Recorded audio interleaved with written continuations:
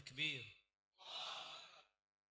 الحمد لله الواحد الأحد الفرد الصمد الذي لم يلد ولم يولد ولم يكن له كفوا أحد. أشهد أن لا إله إلا الله وأشهد أن محمدا عبده ورسوله. اللهم صل على سيدنا محمد طب القلوب ودوائها وعافية الأبدان وشفائها ونور الأبصار وضيائها وعلى آله وصحبه وبارك وسلم. سبحانك لا علم لنا إلا ما علمتنا إنك أنت العليم الحكيم.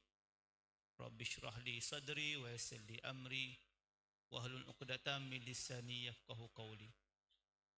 قال الله سبحانه وتعالى في كتابه الكريم بعد أعوذ بالله من الشيطان الرجيم ولا تستوي الحسنة ولا السيئة ادفع بالتي هي أحسن فإذا الذي بينك وبينه عداوة كأنه ولي حميم وما يلقاها إلا الذين صبروا وما يلقاها إلا ذو حظ عظيم.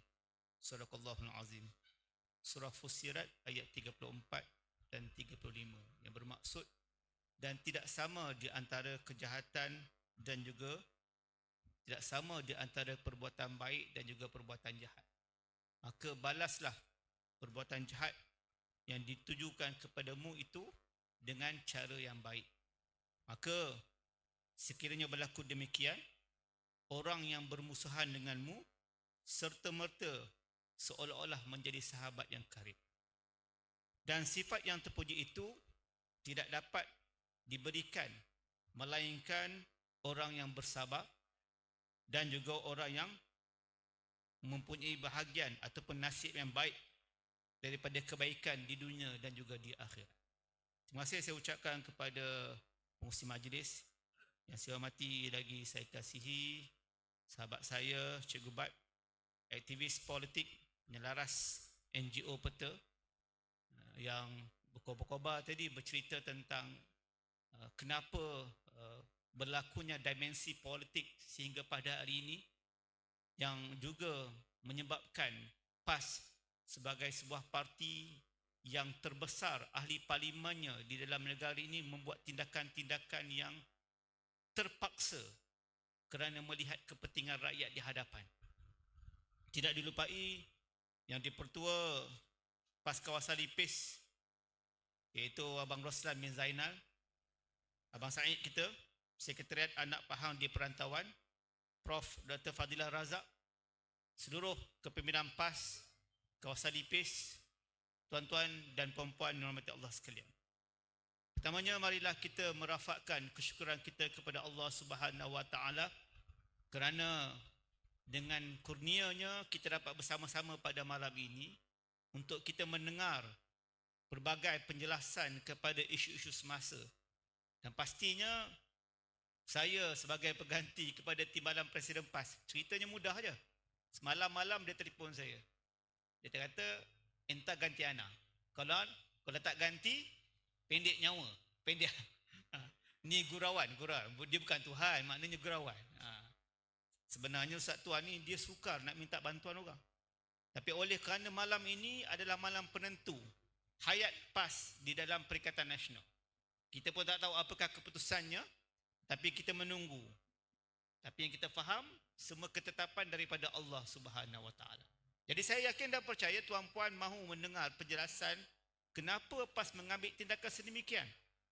Tapi sebelum saya bercerita, oleh kerana kita sedang menunggu-nunggu ini, maka saya lancarkan dahulu derma pada malam ini. Kalau tak derma, kita tak cerita. Jadi maka saya lancarkan derma jihad kita pada malam ini untuk kita buat persiapan menghadapi PRU ke-16. Silakan. Jabatan Amal. Bagi semua, tuan-puan sekalian, bagi semua. Ingat, bila kita beri ini, Allah Ta'ala akan beri balasan yang terbaik dengan syarat kita ikhlas. Ini dia Parti Islam Semasa PAS. Cara kita menghidupkan parti kita adalah daripada sumbangan ahli-ahli kita dan penyokong-penyokong kita yang ikhlas. Kerana keikhlasan itu penentu kepada kemenangan daripada Allah Subhanahu Wa Taala. Silakan Jabatan Amal.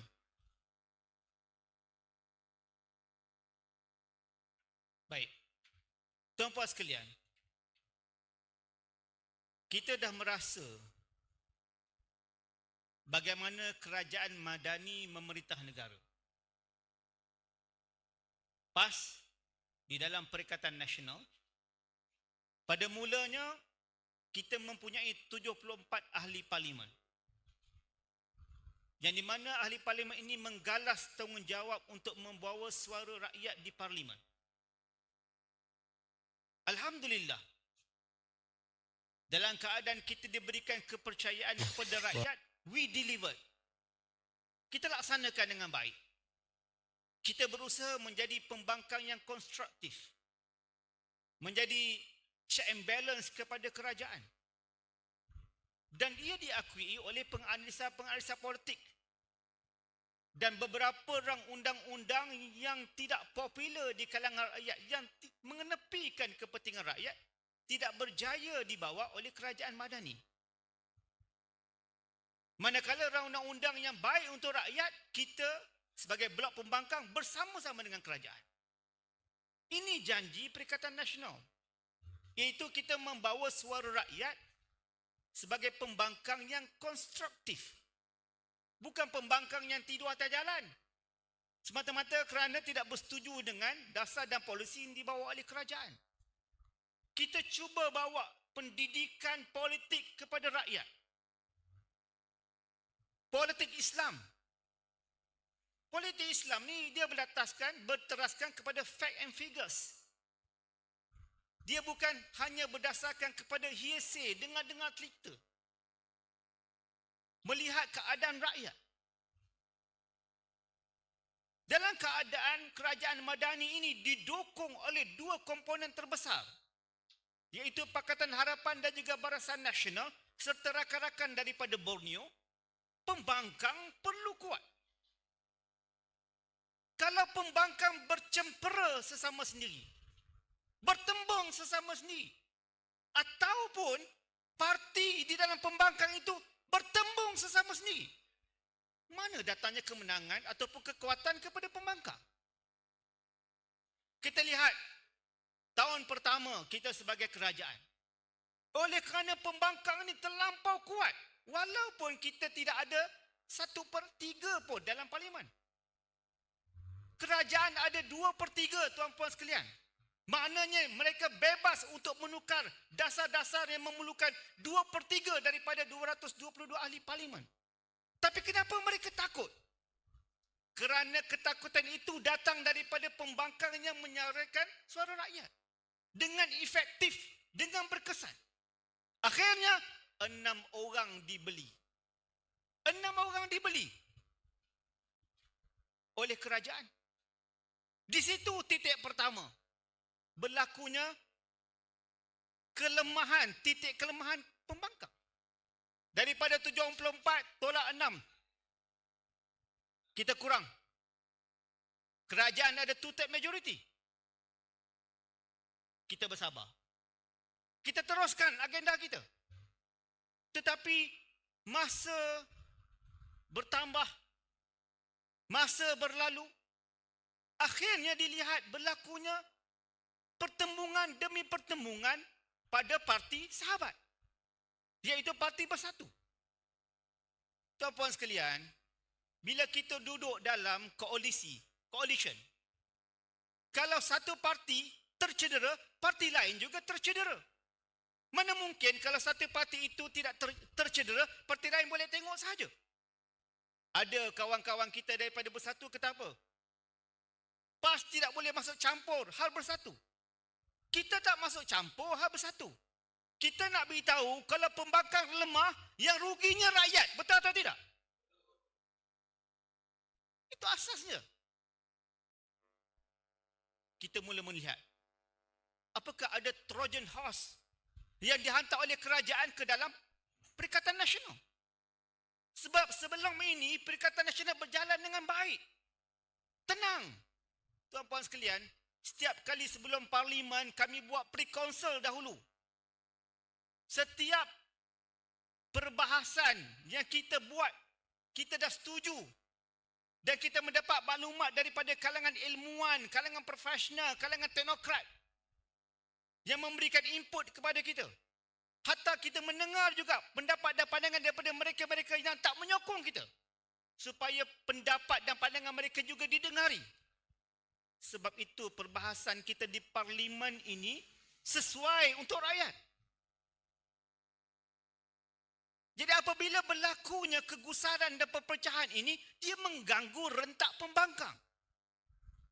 Tuan-tuan sekalian, saya tidak bermaksud dan tidak akan berbuat seperti mana Cikgu Bat buat. Cikgu Bat boleh cerita macam-macam. Tapi macam Cikgu Bat kata tadi, orang PAS ni baik. Sabar. Kalau saya nak cerita, pengkhianatan yang dibuat oleh kawan-kawan kita ni banyak. Sampai pukul 1 tak habis. Permit kita sampai pukul 12 saja. Tapi PAS ini mengambil pendekatan let bygone be bygone. Apa yang dah berlaku tetap terus berlaku. Telah berlaku. Kita kena lihat pandangan ke depan. Tuan-tuan sekalian, sebab itu saya bacakan ayat surah Fussilat tadi. Orang buat jahat dengan kita, orang buat khianat dengan kita. Tuan-tuan sekalian, kita duduk dalam coalition ini banyak kali. Ada orang kata PAS ni selalu dalam rumah tangga asyik nak bercerai je. Tuan-tuan sekalian, bercerai itu dibenarkan kalau suami ataupun isteri itu zalim. Betul atau tidak?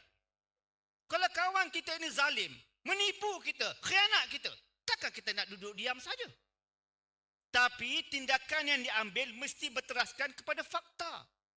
Berteraskan kepada bukti. Sebab itu tuan-tuan sekalian, sebelum nak berlaku apa yang berlaku pada 2 malam lepas, berlakunya pemisahan, pemberhentian kerjasama di antara PAS dengan Bersatu. Ia bukan dibuat pada malam itu sahaja perbincangannya. Saya boleh menyatakan di sini ada 4 peristiwa besar, program besar. Yang pertama, PAS buat retreat PAS Pusat. 2 hari 1 malam, tuan-tuan sekalian, 2 hari 1 malam kita bincangkan apa wadah yang terbaik untuk kita menghadapi PRU ke-16. Dalam perbincangan itu, ketetapannya apa? Kita mesti memperkasakan Perikatan Nasional. Bukan kita nak keluar Perikatan Nasional. Bila nak memperkasakan Perikatan Nasional, kita mesti memperkasakan parti-parti komponen di dalam Perikatan Nasional. Ini kita bincang awal lagi. Dan kita mendengar pendapat, pandangan daripada NGO dan juga NGI. Kata Cikgu Bat tadi betul.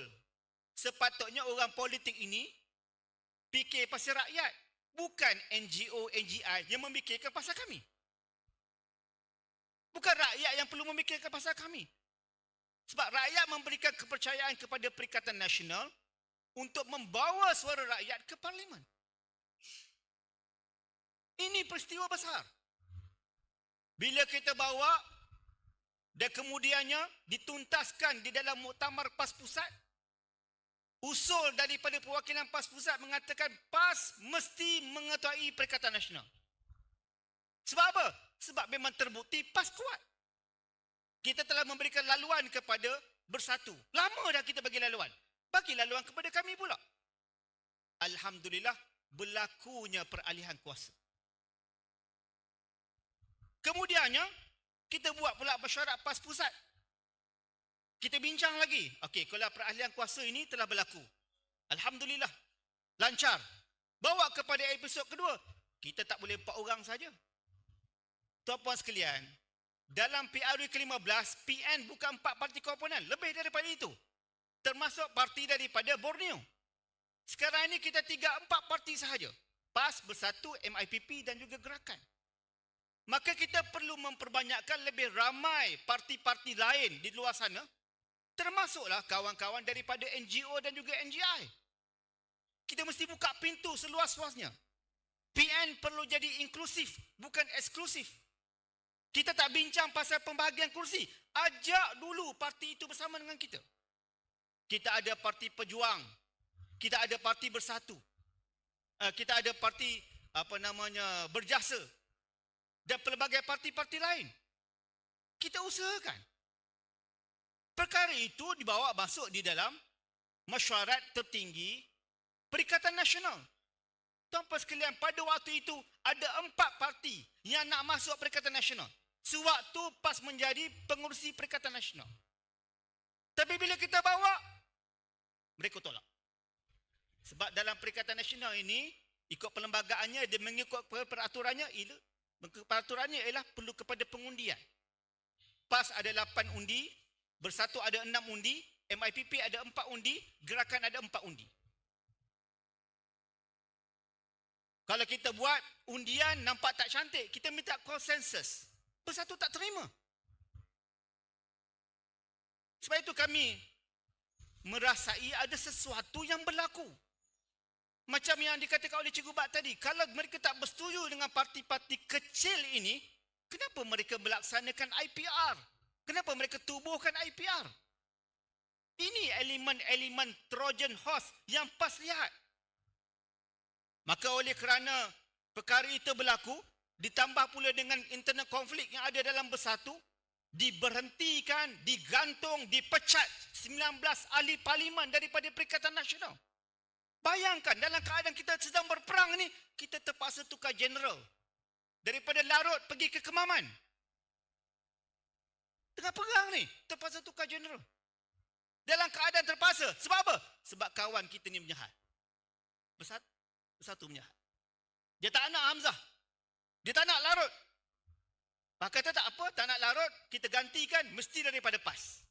Maka kita naikkan Kemaman sebagai Datuk Seri Samsuri Yang Amat Berhormat Menteri Besar Terengganu sebagai Ketua Pembangkang yang baru. Dan kita mengekalkan Ketua Whip daripada PAS, iaitu daripada Datuk Seri Takwidin daripada Kota Baru. Perkara ini tidak habis di situ, tuan-tuan sekalian. Kita bincang lagi. Kalau begini susah kita. Daripada 6, 19 dah terhilang. Rakyat tengah menderita, rakyat tengah susah.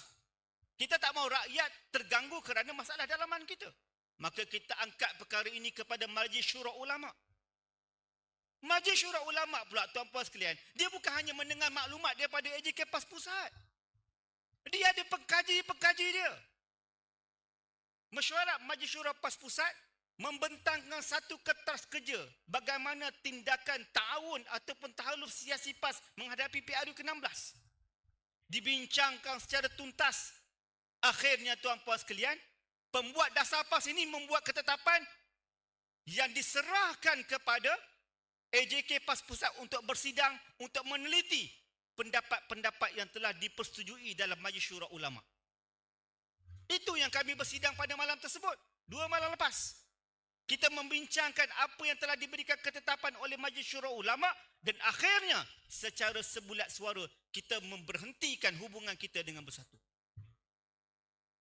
Tuan-tuan sekalian, sebelum nak berhenti itu, dekat sejam kita baca fakta-fakta dia. Apa yang Bersatu buat. Apa pula nas Al-Quran. Apa hadisnya. Ini bukan sebarang keputusan tuan-tuan sekalian. Dia bukan semudah itu. Sebab kita nampak kepentingan untuk menghadapi PRU ke-16. Dan asasnya ialah kepada penyatuan ummah. Sebab itu tuan-tuan sekalian, akhirnya berlakulah apa yang telah berlaku. Kita putus dengan Bersatu. Tetapi kita masih bersama dengan Perikatan Nasional. Ketetapan malam ini kita tak dapat maklumat lagi. Apakah dalam mesyuarat kali ini majoriti membiarkan PAS dalam Perikatan Nasional dan membuang Bersatu keluar daripada Perikatan Nasional, ataupun PAS dibuang daripada Perikatan Nasional. Apapun tuan-puan sekalian, kedua-dua perkara ini telah dibincang dan didetailkan oleh Parti Islam Semasa PAS.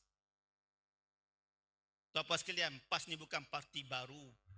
PAS adalah parti lama, lebih lama daripada UMNO. UMNO yang ada sekarang adalah UMNO baru. Pengalaman yang kita ada berteraskan kepada petunjuk daripada Allah, iaitu berteraskan kepada dalil dan sirah Nabawiyah. Kita akan usahakan untuk memastikan pengumpulan dan penyatuan ketumbukan parti-parti politik Melayu, NGO, NGI untuk kita menghadapi PRU ke-16 insya-Allah. Tuan-tuan sekalian, kita sedang berdepan dengan kerajaan yang merendahkan kesultanan. Kita orang Pahang, saya ahli parlimen Pahang, tuan-puan orang Pahang, baru-baru ni bagaimana sanggahan PMX kepada Tengku Mahkota kita. Bila Tengku Mahkota buat ucapan pembukaan sidang DUN Pahang, cerita pasal hal pasir, senang-senang disanggah oleh PMX. Tak ada adab, kurang ajar. Takkan kita tak terasa? Isu babi di Selangor, apa yang dibuat oleh DAP? Menentang secara terbuka Sultan Selangor. Maknanya mereka ini tak ada adab. Demi memenuhi agenda Malaysia mereka, demi memenuhi semua adalah equal right. Tak ada lagi nama Bumi Putera dah. Semua rakyat Malaysia. Maka payung ini mesti dihancurkan. Sebab itu tindakan-tindakan mereka tidak menghormati, tidak ada adab, kurang ajar kepada institusi diraja. Sedangkan institusi diraja inilah yang mempertahankan perkara 3 perlembagaan persekutuan. Islam sebagai agama persekutuan. Perkara 153, hak bumi putera ke atas negara ini, termasuk anak-anak Sabah dan juga Sarawak. Mereka ini kuat, tuan-puan sekalian, sebab mereka memegang kerajaan. Kalau kita nak menghadapi mereka, kita tak boleh menghadapi secara biasa. Kita mesti menghadapi secara luar biasa. Dan luar biasa ini formulanya adalah penyatuan ummah. Sebab itu tuan-puan sekalian, saya pada malam ini bukan tugas saya untuk mengkritik Barisan Nasional. Tak. Saya kritik kerajaan Madani. Tapi saya mengajak parti-parti Melayu, sama ada sekarang yang bersama dengan kerajaan ataupun yang tidak bersama dengan kerajaan, kita mesti bersama-sama dalam satu muafakat ummah. Dan inilah yang dibuat oleh Rasulullah sallallahu alaihi wasallam, tuan-puan sekalian. Bila Rasulullah berdakwah selama 13 tahun di bumi Mekah, tepu dikenakan sekatan ekonomi, sekatan sosial, hatta nak membunuh Rasulullah, nak memenjarakan Rasulullah, nak buang Rasulullah daripada daerah. Maka Rasulullah dengan panduan wahyi, Rasulullah mengambil pendekatan untuk berhijrah ke bumi Madinah, Yathrib pada waktu itu. Apa perkara pertama yang dibuat oleh Rasulullah? Rasulullah membuat satu perlembagaan negara yang menyatukan golongan majoriti, Aus dan Khazraj. Tuan-puan sekalian, Aus dan Khazraj ini, dia berperang sesama sendiri selama lebih daripada 120 tahun. Oleh kerana mereka ini golongan majoriti, bergaduh sesama sendiri, mereka lemah. Golongan Yahudi mengambil kesempatan di bumi Yathrib. Rasulullah nampak perkara ini, disatukan Aus dan Khazraj, dinamakan golongan Ansar. Begitulah tactical move parti Islam semasa PAS. Sebab itu tuan-puan sekalian, kalau tanya kepada saya, tanya kepada PAS, apakah tindakan PAS lepas ini, perkara pertama yang kami akan buat ialah kami akan menyelamatkan kawan-kawan kami yang sedang dibuang, diberhentikan daripada bersatu. 19 ahli parlimen ini kami akan selamatkan. Bagaimana vehikelnya? Itu taktik dan strategi.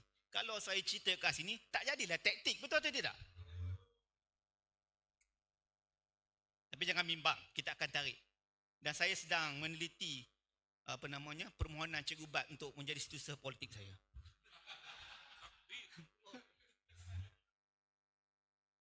Nampak CV dia tu, boleh ni, boleh. Pertama sekali kita akan buat. Sebab saya kenal ahli-ahli parlimen 19 orang ni. 19 orang ni tak pernah pun sekali menyokong Anwar Ibrahim. Tak pernah. Susahnya kami menjaga kawasan tanpa sebarang peruntukan. Sekupang pun tak dapat. Kami tak kisah. Pusat khidmat kita buka. Setiap hari ada. Kita jumpa rakyat setiap hari. Kawan-kawan kita daripada UMNO kata, ahli-ahli parlimen PAS ni tak jumpa rakyat. Tak apa, dia nak cakap. Kemarin dulu, Jerantut viral kata, ahli parlimen PAS daripada Jerantut tak turun jumpa rakyat. Maknanya, saya turun ke Jerantut, jumpa jin. Saya tak jumpa rakyat. Dalam keadaan kita tak dapat sekupang pun. Tuan-puan sekalian, ahli parlimen kerajaan mendapat 3.8 juta setiap tahun. PAS bersatu, ahli parlimen PN zero, tak dapat apa. Kita tetap buat kerja. Sebab kita yakin, fa inna ma'al usri yusra, inna ma'al usri yusra.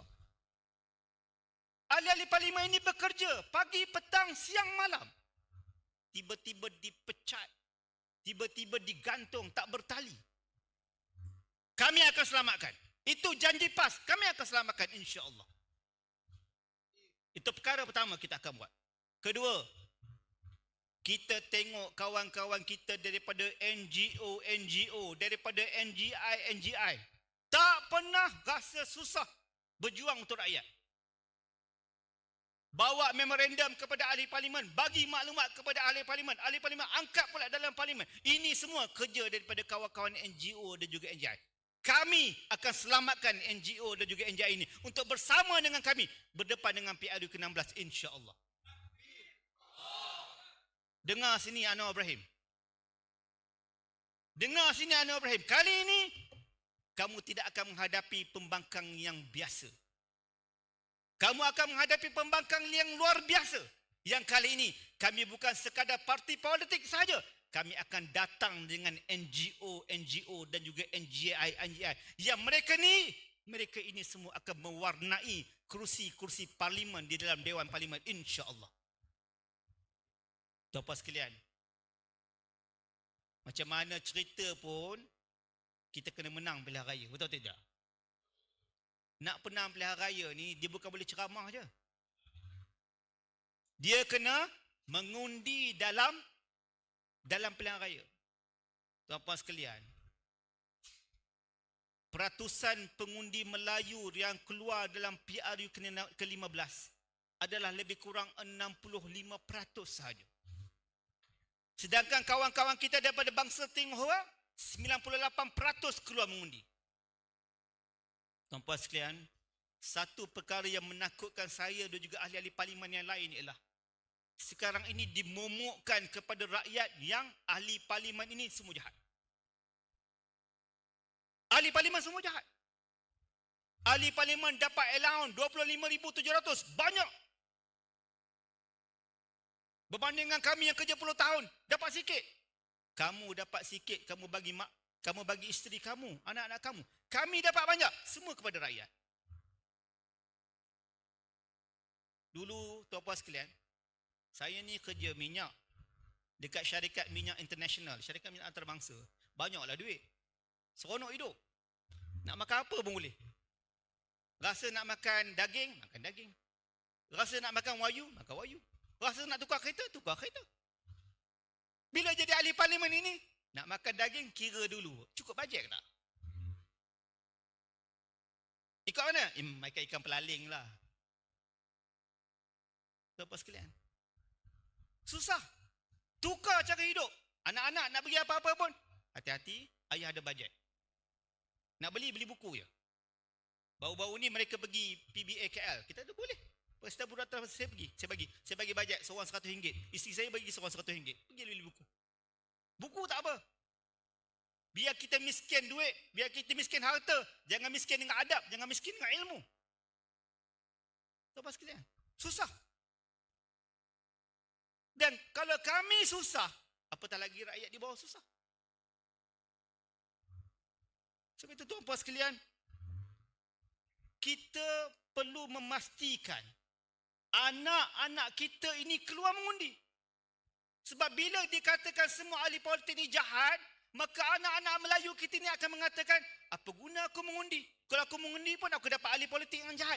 Tuan-puan sekalian, inilah mindset yang sedang dibawa kepada pengundi-pengundi Melayu. Kalau pengundi Melayu kurang keluar undi, DAP akan terus berkuasa. PH akan terus berkuasa. Sebab itu saya mohon, saya merayu kepada ibu ayah sekalian yang juga dalam talian, yang tengok secara live. Anak-anak kita ini mesti kumpul duit daripada sekarang. Kita mesti kumpul duit daripada sekarang. Kalau anak-anak kita tak cukup duit, bagi duit kepada mereka untuk balik mengundi. Boleh atau tidak? Sebab kerajaan hanya boleh diubah melalui undi di atas kertas undi. Tak guna kalau kita buat roadshow ke sana ke sini, tapi kesedaran berpolitik itu rendah di kalangan orang Melayu. Dan ini yang sedang dibuat oleh kerajaan PH. Bayangkan, Menteri Pelancongan, semua orang kenal Menteri Pelancongan. Kenal tak Menteri Pelancongan? Apa yang dia tak buat? Mabuk sana, mabuk sini. Tak. Tapi kenapa dikekalkan kat situ? Kenapa dikekalkan? Untuk rakyat nampak bosan. Tengok performance menteri-menteri daripada Pakatan Harapan dan juga Barisan Nasional ini. Daripada Kerajaan Madani. Kita tanya soalan A, dia jawab B. Bila kita tanya soalan tentang infrastruktur, dia kata ini bukan kerja awak, ini kerja kerajaan negeri. Macam-macam dia buat. Rakyat mula bosan. Tetapi kebosanan ini tidak dikongsi oleh pengundi-pengundi Cina atau apa sekalian. Sebab itu saya mohon sangat. Tolong pastikan pada PRU ke-16, bila tarikhnya, kata Datuk Seri Anwar Ibrahim tidak akan berlaku pada tahun ini. Biasanya, benda yang dia kata tidak akan berlaku, insyaAllah. Kena faham bahasa dia pusing. Ini kesenian politik Perdana Menteri kita. Apa pun tuan-tuan sekalian, di peringkat pembangkang, insyaAllah, permulaan kekuatan itu telah dimulakan dua hari lepas. Kita dapat ketetapan untuk kita berpisah dengan bersatu, tetapi kita kekalkan diri kita dalam Perikatan Nasional dan kita akan menyatukan kawan-kawan kita daripada NGO dan juga NGI dan menyelamatkan 19 ahli parlimen kita. Ini kekuatan yang pertama. Yang kedua, kita akan buat penyatuan secara besar-besaran. Dan daripada penyatuan itu, kita akan turun negeri ke negeri, tempat ke tempat untuk pastikan berlakunya kesedaran kepada pengundi-pengundi Melayu untuk keluar mengundi dalam PRU ke-16 insya-Allah. Jadi saya mohon doa daripada tuan-puan sekalian, tolong bersama dengan kami, beri kami sedikit masa lagi untuk insya-Allah kita juga akan ada satu peristiwa besar pada hari Sabtu nanti. Saya dimaklumkan Cikgu Bat akan bawa 2 bas. Dia dengan 2 basnya akan pergi ke Tanah Merah Kelantan. Tuan-tuan nantikan, hari Sabtu ini ada satu peristiwa besar yang akan mewarnai politik pembangkang insya-Allah.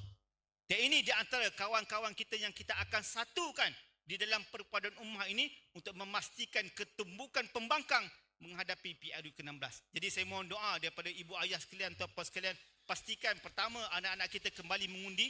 Kedua, pastikan tuan-puan terus memberikan sokongan kepada pembangkang. InsyaAllah dengan usaha, doa dan tawakal kepada Allah, kita akan sama-sama insya-Allah menuju ke Putrajaya pada PRU ke-16 nanti. Aku qouli hadza wa astaghfirullah li wa lakum. Wassalamualaikum warahmatullahi wabarakatuh. Takbir.